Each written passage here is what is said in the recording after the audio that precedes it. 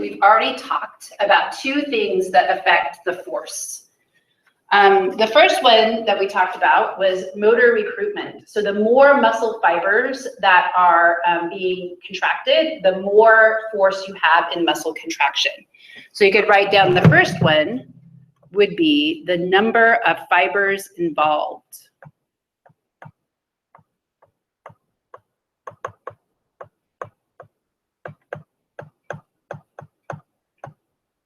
And this relates to motor unit recruitment.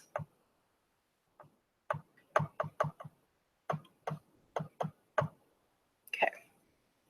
The second thing that affects muscle contraction is the length of the muscle fiber.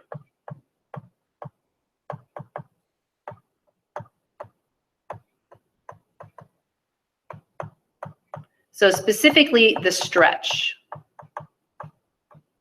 So remember that we talked about how muscle tone is really important because it keeps the muscles under a partial state of contraction, which keeps them ready for work. It also kind of allows us to stay upright because if my muscles were partially contracted, my spinal muscles, for example, I wouldn't be able to stand up against the force of gravity. So when we look at the stretch, remember that there's an optimal length. Optimal length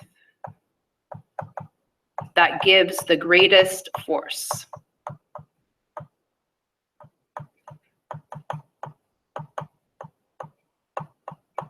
And this optimal length relates to the overlap between the myosin heads and the actin. So you have the most overlap in the sarcomere between the myosin heads and the actin filament. You did say that it can be too tight though, right? So yes. Oh, so that's a good point. It's not the most overlap. But it has to have some. We'll just put overlap, so not the most. So it has to do with the overlap in sarcomere between the myosin heads and the actin filament. That's a good point. Okay, so in your book, there was an image that shows some of the things that affect the force of contraction. So this is the one we were talking about, which was the large number of muscle fibers activated. And then we can also look at its stretch. And so this would deal with the stretch, right? And so if it is completely contracted, that is true. If the muscle has already contracted, it isn't able to contract anymore, right? So it'd be like it's already, the muscle is already shortened too much, and so it wouldn't be able to contract anymore. And then if we look at if there is no overlap between the myosin heads and the actin filaments, that is going to give us very little force, right? So just know that there is an optimal sarcomere length. You don't need to know it's between 80% and 120% of the rest of length. There's optimal, right? Somewhere in the middle. And that helps with making sure that our muscles are able to contract and produce a force, okay? So if we go back and we look at some of these other ones, we talked about the frequency of stimulation. So that would have to do with wave summation. So the third one would be the frequency of stimulation.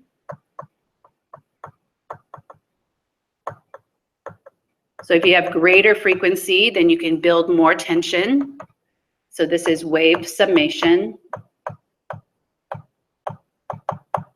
And the fourth one we haven't talked about, but we're going to talk about in more detail in a minute. And this has to do with the size of muscle fibers. So some of the muscle fibers tend to be smaller and some tend to be larger, and the larger ones are able to give more force. So this actually has to do with the diameter.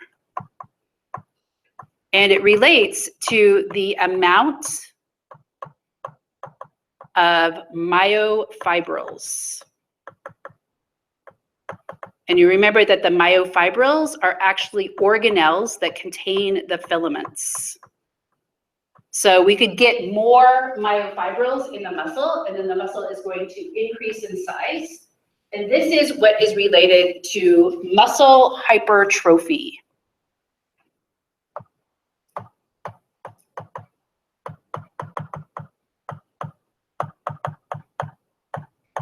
Okay, so you probably have heard muscle atrophy, right? So versus atrophy. So trophy actually means feeding, and A means without feeding. So atrophy would be when your muscles shrink in size, right? So for example, if you are bedridden, or if you don't, or if you don't do a lot of activities, then your muscles can start to shrink. They also tend to shrink just because when you get older, the muscles will shrink, right?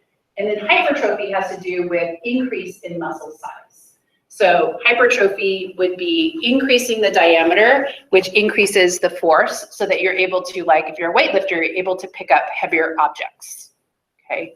So this is muscle hypertrophy.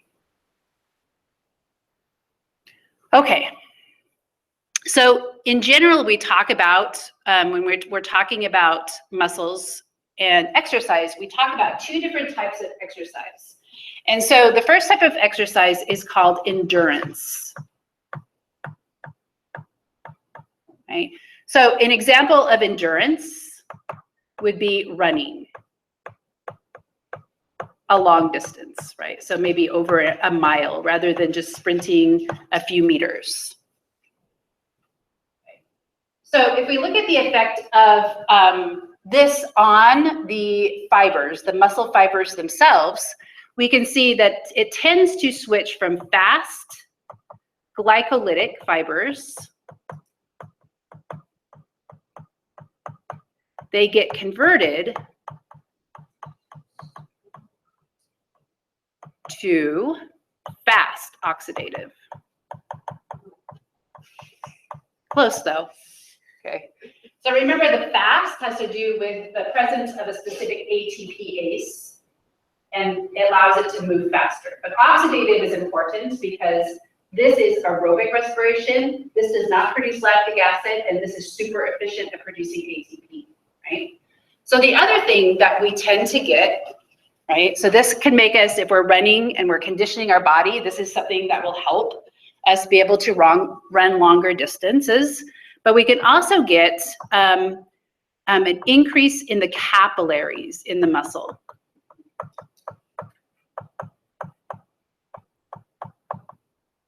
Right? So what this is going to do is this is going to deliver oxygen and get rid of CO2, right? So you're going to have less of an oxygen debt. So sometimes when you run long distances, you have to keep up your breathing, right? If you can't keep up with the breathing, then generally you have to stop and catch your breath, right? So keeping up with the breathing and not going into oxygen debt and being able to get rid of enough CO2 to keep your blood pH level is important, okay? The other thing is that we get an increase in myoglobin. Yeah, so that means that more oxygen is stored in the muscle fiber, and then we get also an increase in mitochondria. Okay. So the next time if you decide you're gonna start working out, you can think about these are the things that are helping inside of your muscle. Now, obviously, endurance and resistance are not necessarily mutually exclusive. So lots of exercising causes or allows for both, right? But resistance tends to be things like weightlifting. So you generally, if you're weightlifting, you generally don't breathe too heavily, right? I guess you could lift light weights, and do lots of repetition, and then that starts to become endurance, right? But typically with weightlifting, you just lift a few times and then you rest, okay? So this tends to have the opposite effect. So fast oxidative tends to be converted to fast glycolytic.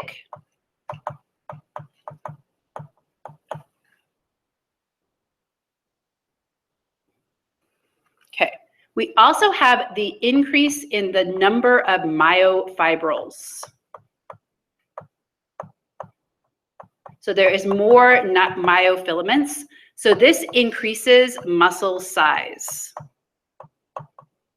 Right. So there's lots of controversy right now about whether or not you actually get more muscle fibers. So right, this is just telling me that the muscle fibers are getting bigger, right? So the muscle fibers are actually getting bigger in size, and that is what's causing your muscle to get bigger, okay? There is some evidence that when you exercise, and specifically if you exercise kind of like at your, boundary or edge, like so if you're a weightlifter, you just lift just beyond your ability, is that you can actually cause muscle fibers to rip apart, and that can actually give you more muscle fibers in general, okay? So the question is, currently in physiology, I haven't seen an answer to it yet, is do we gain muscle cells or fibers, right? Okay, so it could be, and they don't call it ripping. What do they call it?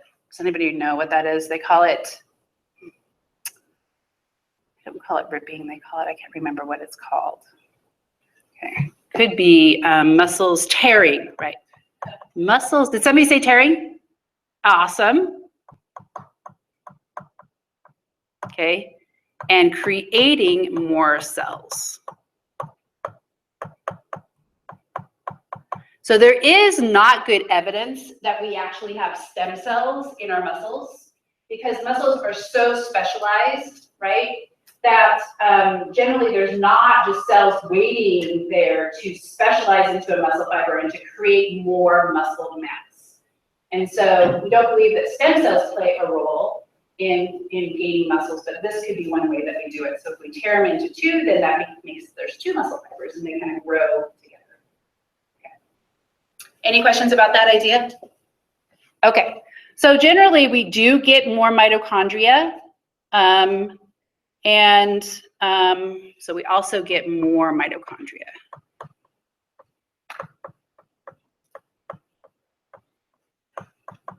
Which are important in ATP production.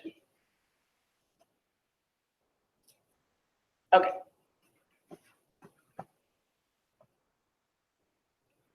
So we are going to start on the next chapter. And so I believe this is chapter 9, which has the examples of, oh, sorry, this is chapter 10 in your book.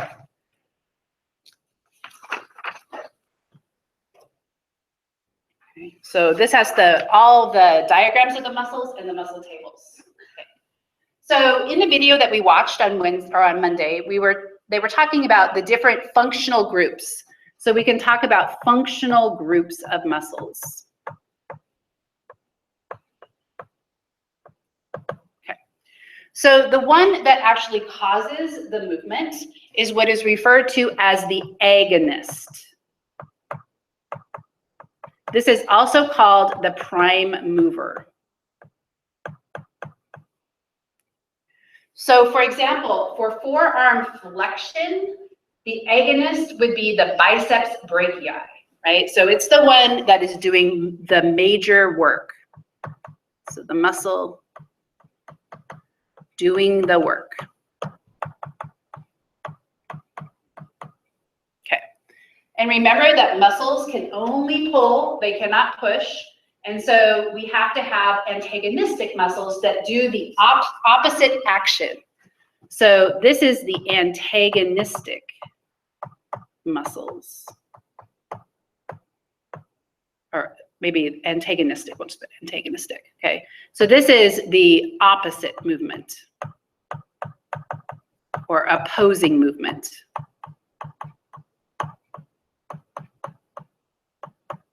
You don't need to put a parentheses there. Okay. So with forearm extension, that would be your triceps muscle. So the biceps muscle would be the agonist. The triceps muscle would be the antagonist. Okay. So remember that you have to ask about what the movement is, because I could say in flexion, my triceps is actually the agonist and my biceps would be the antagonist. So it all depends upon what movement you are describing. Okay. We also have muscles which are called synergists. Right? So these help the agonist.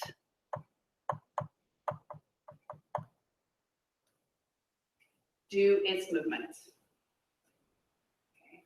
So like when we talked about the jaw, we talked about two muscles in the jaw that are function in jaw closure. And that would be like the masseter muscle, which is our major jaw muscle, and then the temporalis, right? So the temporalis aids in jaw closure. The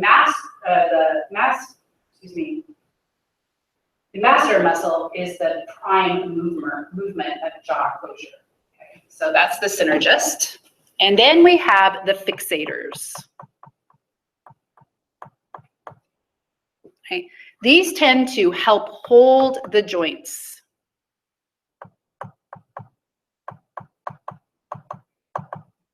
Where movement is not occurring.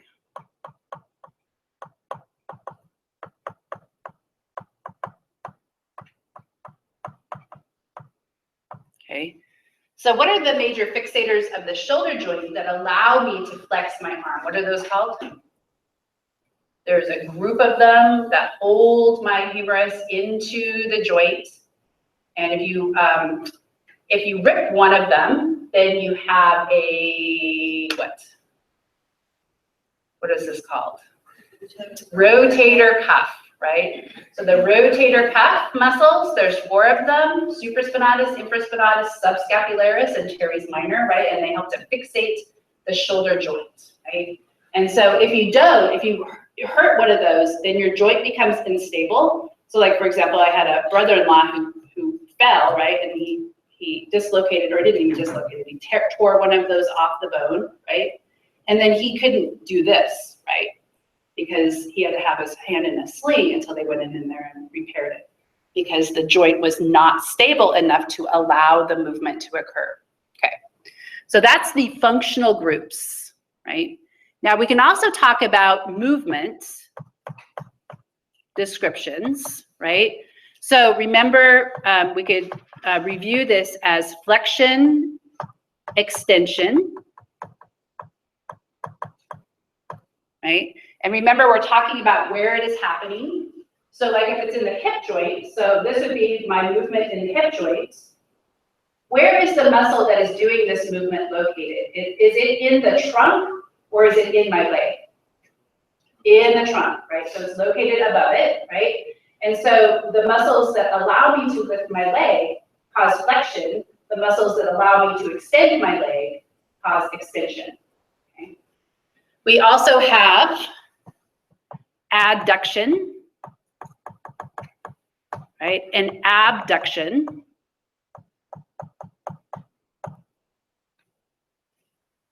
Okay. So if I bring my arms out to my side, which am I doing? Abduction, right? And which is my major muscle that I am using to do this? Nope. I feel it because I have kind of an injury. I feel it in the middle of my humerus right here. So what muscle inserts? Deltoid. The deltoid, right? So the deltoid is this big shoulder muscle, and there's actually 3 parts to it. So you have the anterior deltoid, and so you can kind of feel it if you put your finger on there. It's kind of called, it's kind of like a strappy muscle, right? My doctor told me I should massage that on a regular basis because those are the tendons, right? Okay, so that is the deltoid muscle. So this one's interesting. I love this one. So what is the one that brings my arms down to my side? That is adduction, but what is the muscle? This is a really weird one. It's a huge muscle on the back of your body. Right here. Latissimus dorsi, right? So the latissimus dorsi is so weird because if you think about it, it's this muscle that's here and it's causing my arms to come down. So this right here, like if you felt underneath, there's actually the latissimus dorsi comes up and it actually inserts on the humerus, which is really weird. It kind of comes up, this huge muscle comes up and it kind of twists and then inserts on the humerus. And so this is like that is like your flight muscle. Right? So if you're going to flap your arms, right, bringing it back down, power stroke, that's your latissimus dorsi. Okay. Okay. We can also talk about lateral movements. So lateral flexion, lateral extension. Okay. So if I am going to do a side bend, right, I'm flexing this side and I'm extending this side. And what are the muscles that allow for lateral flexion? Right here. Right here. Obliques, right? So your oblique muscles are right here on the side of your abdominal muscles, right? And so that allows me to go here and here, right? We can also have rotation, right? So I could turn my head to one side or to the other. And what is this big strappy muscle that comes down from the neck that's causing kind of a rotation to the side, a lateral rotation? Sternocleidomastoid, right? So that's when this contracts, right? Here it's extended, here it's contracted, and it moves my head over to the side. Okay, so we have rotation of the head.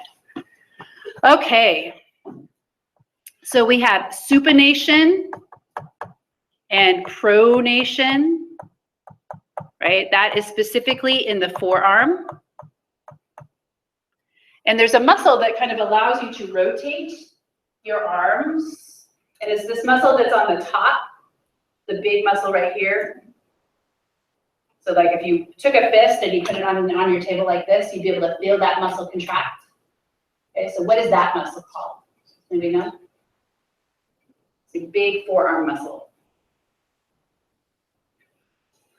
Brachioradialis, okay? So the brachioradialis is your big forearm muscle. Okay. Okay, how about plantar flexion and dorsiflexion? So this is in the foot. Okay, so this would be at the ankle. So dorsiflexion would be where I lift my toes up, so flexing to the back of my foot. So does anybody probably not know this, but the muscle that allows me to lift my toes up off the ground and stand on my heels is called the tibialis anterior, and it is on the front of the body, right? And then if I want to stand on my toes, what is the major muscle that allows me to stand on my toes? Gastrocnemius, right?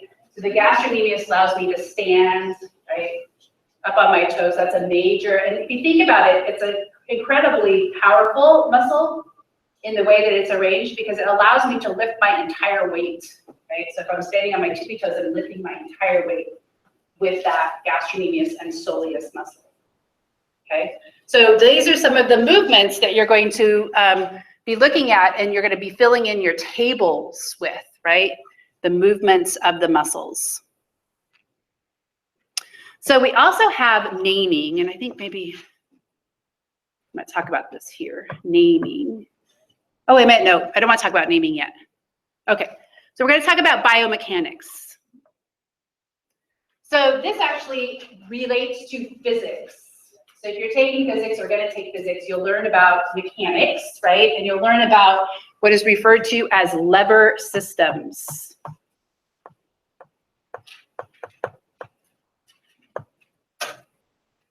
Okay. So a lever system has a lever, and in bodies, this is the bone.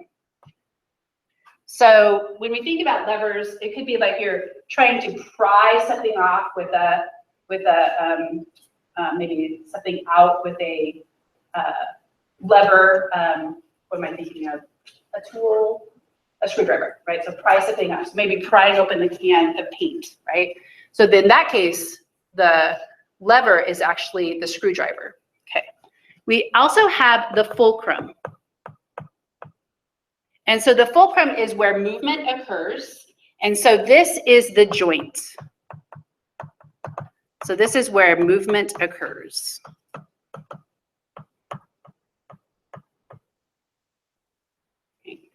And then we have the load. So this could be the weight. So it could be the muscle, the body weight. We could put just body weight. Okay. So our muscles are designed to be levers so that they can move the bones at the joints. And some of our lever systems are at a mechanical advantage. So when we talk about a mechanical advantage versus disadvantage, these are sometimes referred to as power levers, right? Because when you have a mechanical advantage, the effort that you exert is greater than the load, right? Or no, excuse me, the effort you exert is less than the load, okay? So little effort, you can lift a large load.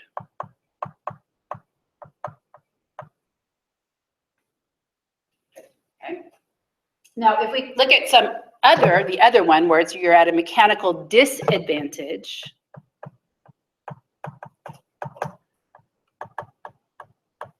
these are sometimes referred to as speed levers.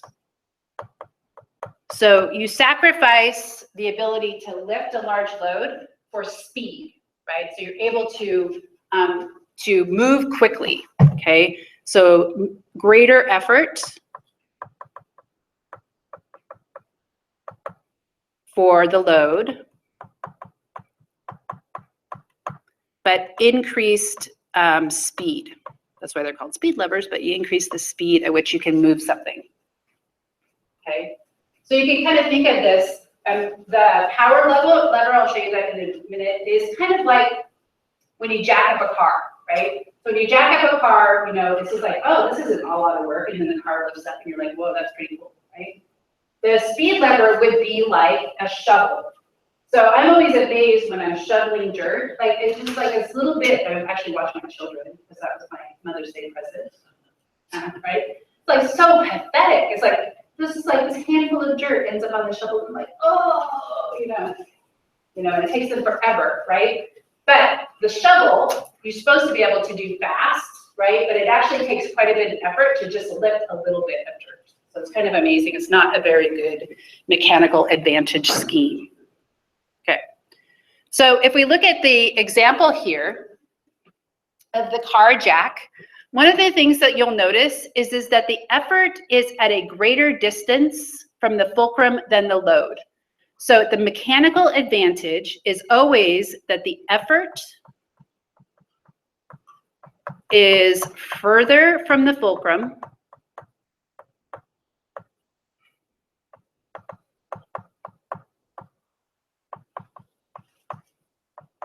than the load. Okay.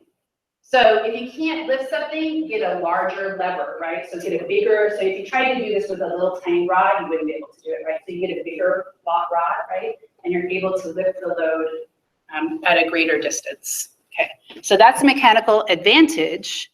And then if we look at the disadvantage, this is the example of lifting, right?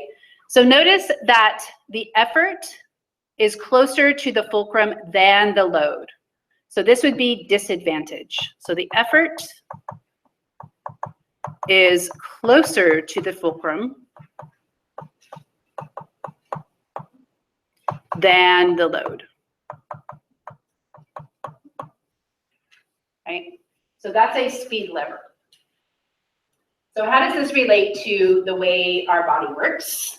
So you have some examples of levers in your body. One is looking at head extension, right?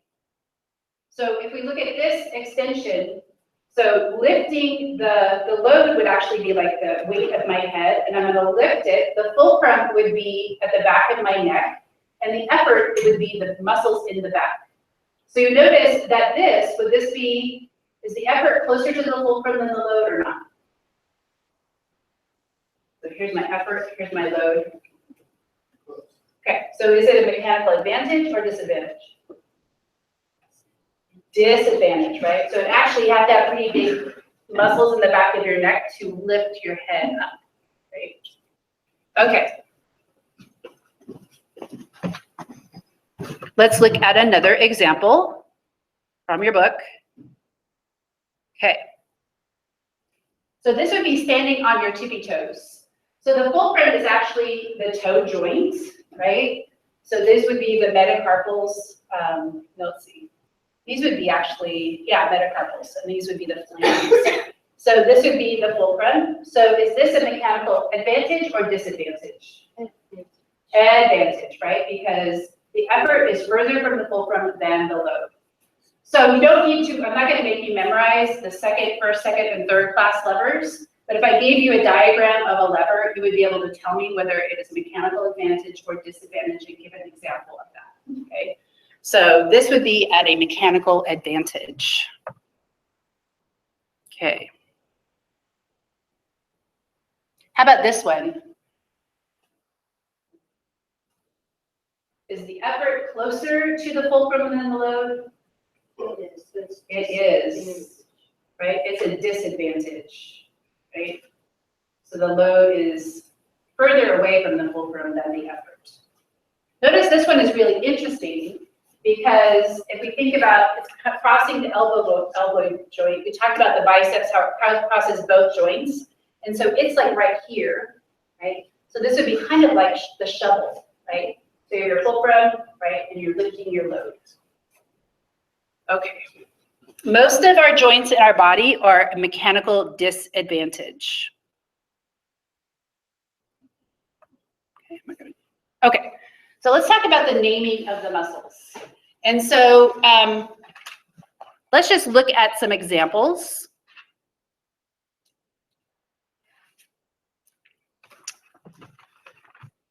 And I'm going to hand out a little muscle man guy. This doesn't need to go in your lab notebooks, and it doesn't matter if you use it and keep it blank to study from, or if you want to label it. So I'm not going to be grading this. So this is just as a helpful little guide to you.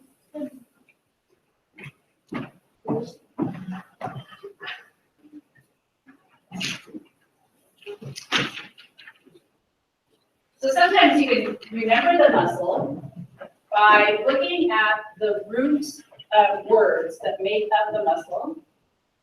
And so that first one, sartorius. The sartorius muscle is actually the longest muscle in the body.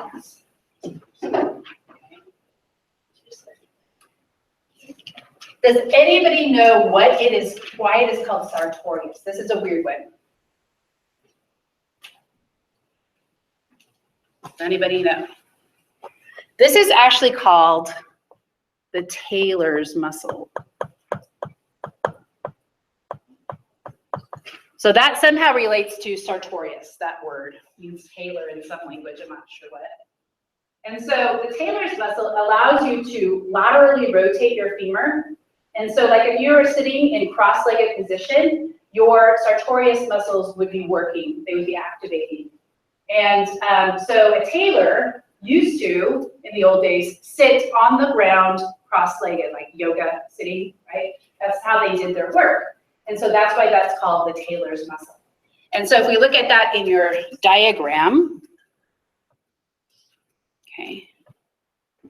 So this is this strap-like muscle, right? And when it contracts, it laterally rotates the leg out. So in yoga, if like you were going to do the tree pose, right, and bring your leg up, balance, right, that's also the sartorius muscle allowing you to rotate your leg out. Okay. Oops. What does gastro mean? Stomach, right, belly. Right? So the gastrocnemius is the calf muscle. Right? And it will bulge out, when you contract it. So when you stand on your legs or when you walk, or you see sometimes runners, right, they have these big calf muscles, or bicyclists, they have these big calf muscles that's got a big belly to it. And so that's the belly, the calf muscle. Okay, so where have you seen platy before? Platypus. What does that mean? Like flat, right? Yeah. So platyhelminthes, those are the flatworms that parasitize us, like tapeworms. So platy means flat. So the platysma muscle is kind of an interesting muscle because it is superficial, right? So that is right here. This is the neck muscle. So you can like go like this, right? It's kind of scary looking, right? To contract that muscle, yeah, that's your platysma. It's very flat, right? That's the flat muscle.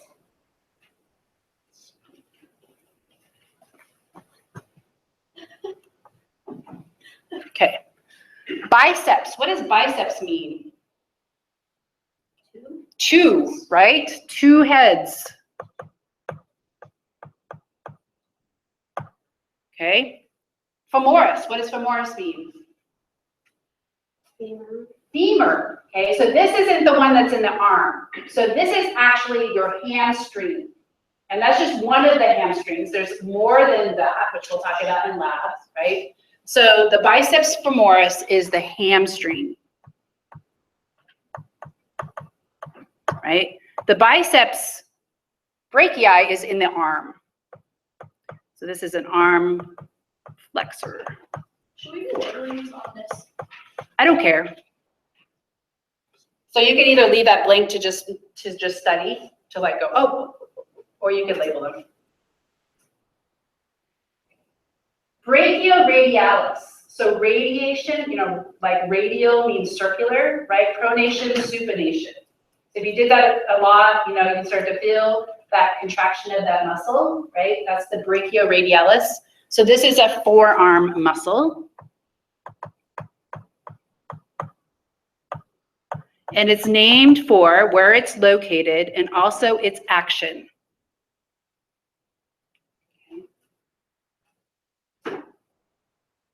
So gluteus,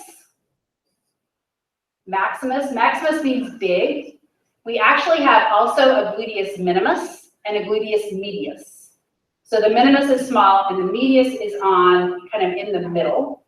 So this would be a butt muscle, right? Posterior muscle, posterior thigh muscle, right? So that's also named after its size. And then the gluteal region is the butt. Okay. Trapezius, that should be an easy one. Trapezoid, right? So this is based upon its trapezoid shape. Sternocleidomastoid, that's based upon origin or insertion, or both. Both, right? So its origin is in the sternum and the clavicle, and its insertion is on the mastoid. So origin and insertion. Deltoid, what do you think? Shape, right?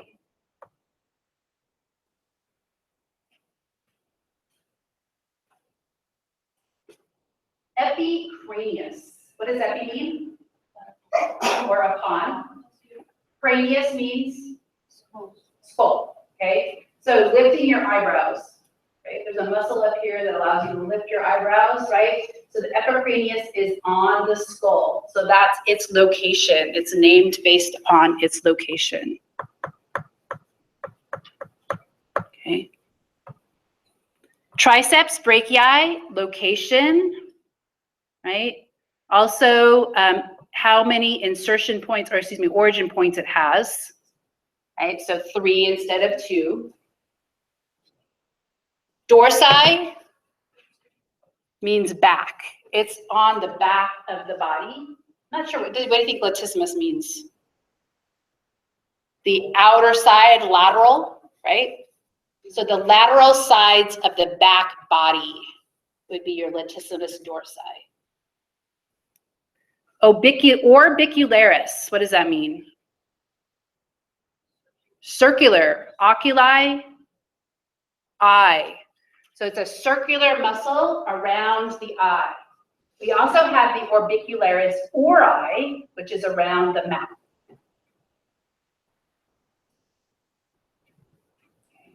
And then external oblique has to do with, it's the outer oblique. We also have an internal oblique.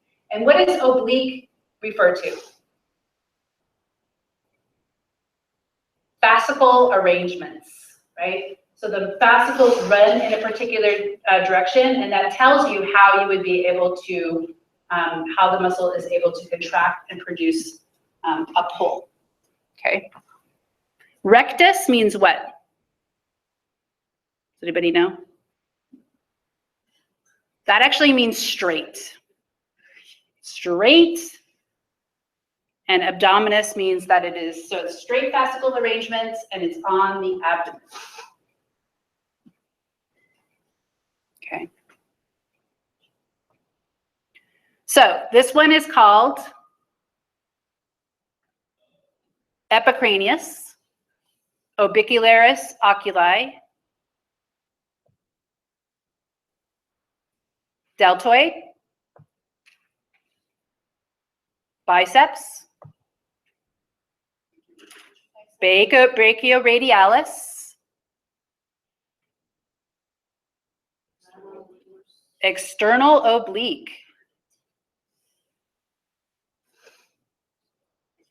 rectus abdominis,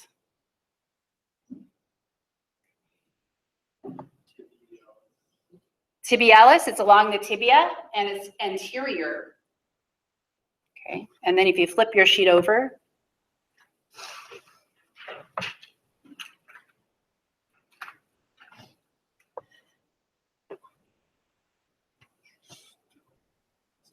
nope, that's on the front. That's a trapezoid. Trapezius. What's that one? Deltoid.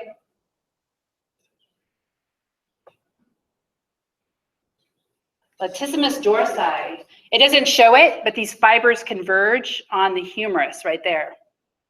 Okay. Gluteus maximus. Biceps femoris. And then there's another muscle under here called the soleus. What do you think soleus means? Yeah, so that's the, well, it actually means flat. So if you think like a sole, a fish, it's a flat fish, right? So soleus means flat. So gastrocnemius means it's got a belly-like shape to it, okay? And then the soleus.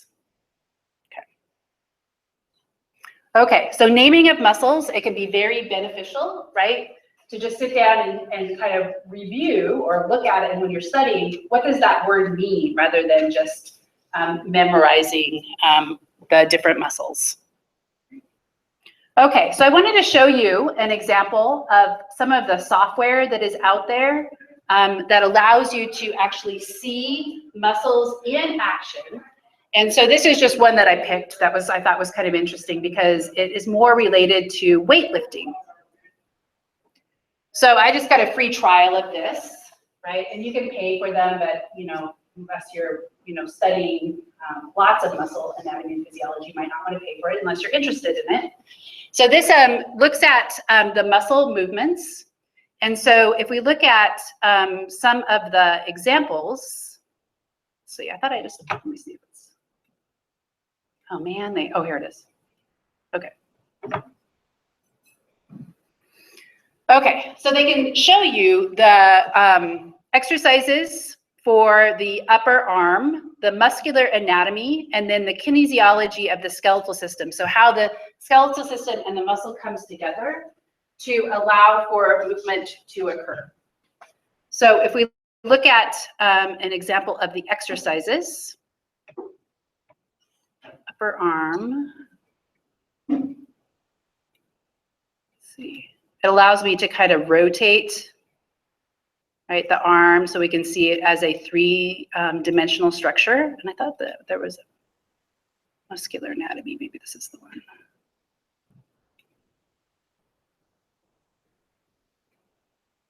Okay, so this actually shows the movement of the joints. So there was a video here just not so long ago. Let's see. Here we go. Oh, shoot. It's going to make me pay for it. Don't do it. I'm not going to pay for it. They had some, in my office it worked. Now I can't quite figure it out.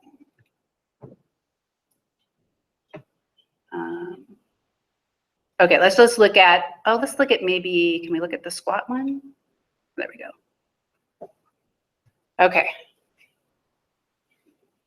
So these movements just show you the muscles in particular, they're not showing you the muscles in the torso that are acting, but rather the muscles that allow you to bend the knee, right? And so they're showing the quadriceps muscles.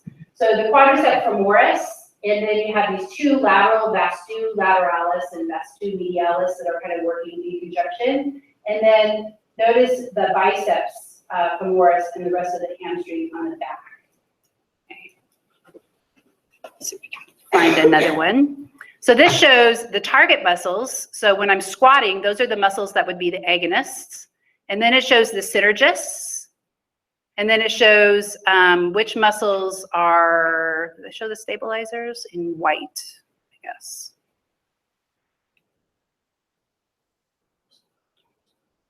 Okay, so that would obviously be the gluteus maximus. Right here is the gluteus medius off to the side. These are the deeper muscles. So does anybody know what this muscle is referred to as right here? This is the one that sometimes is very painful in sciatica, right here. So has anybody in here ever had sciatica pain? Okay, so there's a muscle in your butt, right, that is very, very deep, and that muscle is called the piriformis muscle. So this muscle right here, in some people, the sciatic nerve actually runs right through the piriformis. If I can back that up.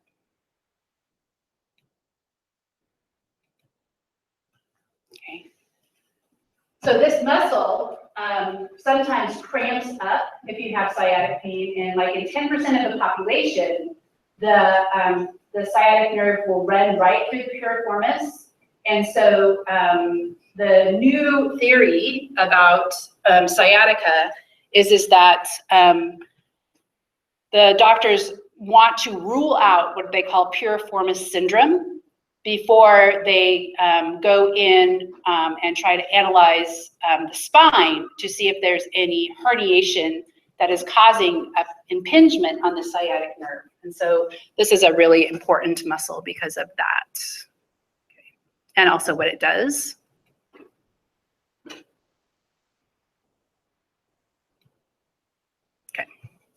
Okay, so that's it for today. And we are going to start on the sensory system on Monday.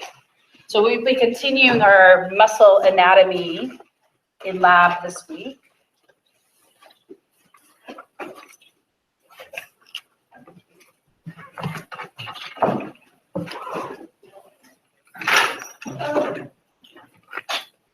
Question. Yes. When you were watching the video, you said that in the sarcomere, the light colored staining, is it myosin only or actin? Would it be actin?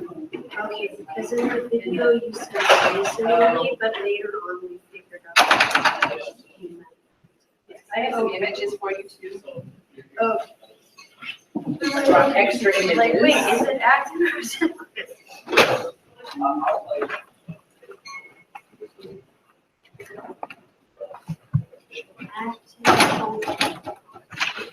So, did I already give you this on photograph? Because So the small one, This would be the light stain, so that would be active. So we got to this part, you did say. I know I screwed it up. But earlier when we were just writing out the words, you said that it was mine, so I'm just going to wait. Just that, it's not a arrangement. In these pages, what is this? Protein. It's like cytoskeleton scaffolding. Oh. And so, because the muscle has to contract in on itself, that's what the muscle filaments contract against. Oh. And so it just provides internal skeleton. Nice. Yep. And then,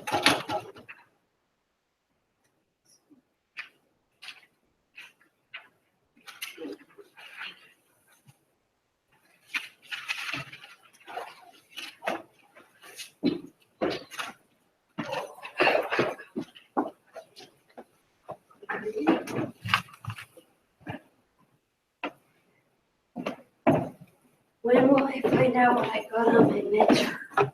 I'm gonna go pick it up this afternoon, so I'll give it back to you on Friday. Okay, cool. Thank you very Yep. much. You too. See you later.